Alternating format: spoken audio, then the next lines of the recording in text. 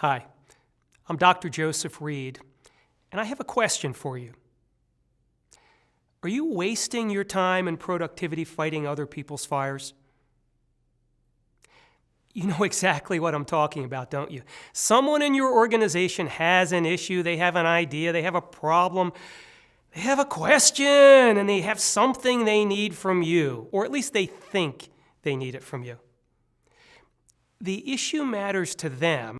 At least at that moment, it matters to them. However, you have your own goals, you have your own priorities, but they ask for your help, and like a good coworker or a good friend or a good whatever, you put aside what's important to you to be responsive to their needs. That's fine once in a while. But for a lot of us, it can become a constant source of interruption throughout the day.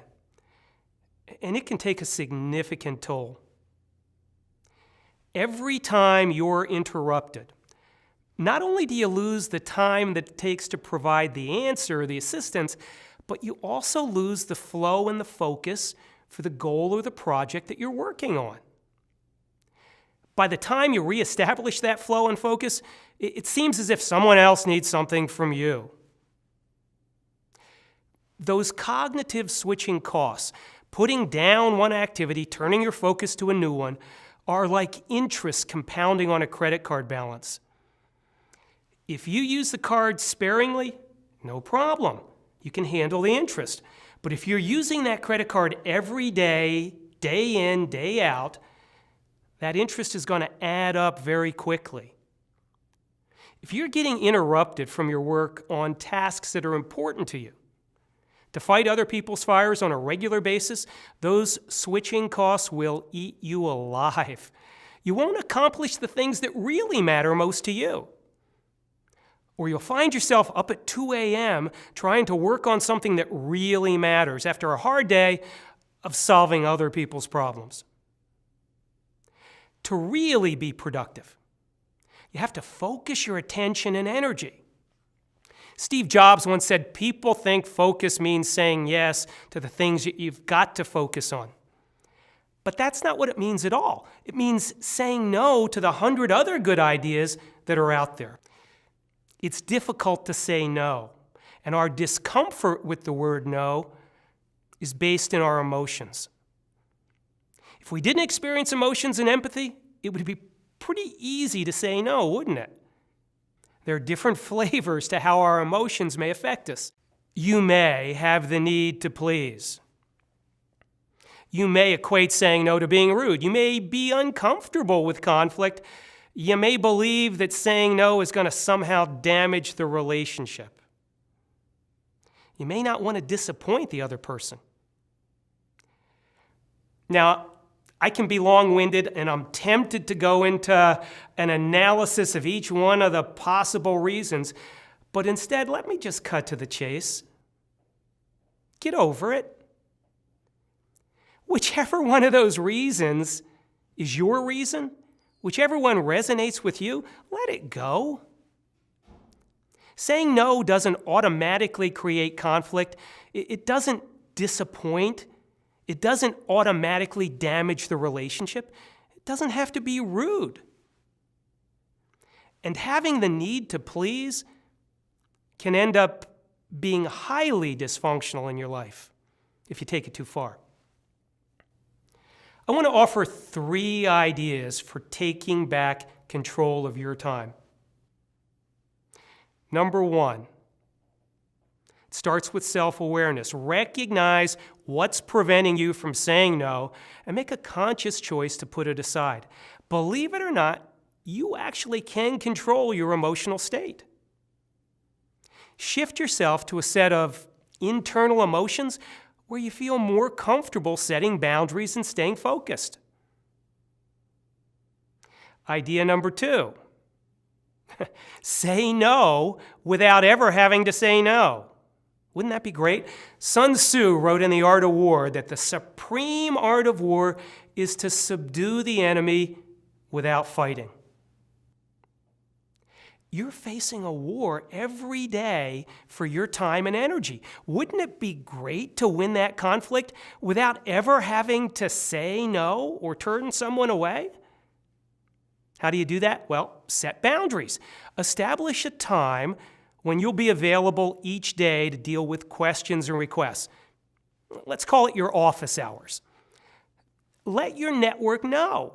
Encourage them to wait until that time each day, if they can. Now, if you're really in demand, consider briefer office hours, maybe in the morning and in the afternoon. Idea number 3, use a more positive approach. Even if you have well-defined boundaries, there are always going to be unexpected interruptions. And the way you say no can have an impact on how it's received. William Ury has a great book. It's called The Power of a Positive No. And he points out that our focus when we start our response really matters. All too often, we start from the perspective of being against the other person's ideas or request. And that type of reactive response can create animosity. It can create negative feelings. Try a more proactive response.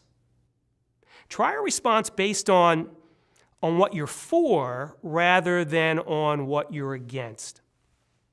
Consider using a 3-part process. Start off by saying yes to yourself to safeguard what really matters to you. In this case, your time and energy. Now, to do that, you have to be clear in your own mind about your priorities. What are your key roles and goals in your life? What are your key roles and goals that week? If you're legitimately spending time working on one of those key roles or goals, then it's going to be easy to say yes to yourself and to shift to an emotional state more conducive to saying no positively to the other person's fire. Say yes by telling the other person about your current priority. John, I'm right in the middle of something important right now. And then offer a straightforward, matter-of-fact no. Now, your tone of voice matters. Be assertive. Don't be aggressive. Don't be dismissive. John, I'm right in the middle of something important right now. I'm not going to be able to give you the attention that you need. And then close the loop by following with another yes. Now, this second yes is saying yes to the relationship and hopefully providing an alternative solution. I think in most of the cases, you're not saying never. You're not saying, I'm not going to do that. You're saying, I can't do that right now. So if not now, when? If the answer really is never, the issue's clearly their fire and you want nothing to do with it, try to point them in a direction that you believe will be helpful and affirm the value that you place on the relationship. Now, I do want to give you a disclaimer here. I am not suggesting that you disregard important relationships or that you become a bad team player. Relationships are an important part of life. They're an important part of how work gets done in organizations. So they're important personally as well as professionally. Building and maintaining them should be a priority. But it's when we fight other people's fires mindlessly or because we're afraid to say no that it can become dysfunctional and a hindrance to our effectiveness.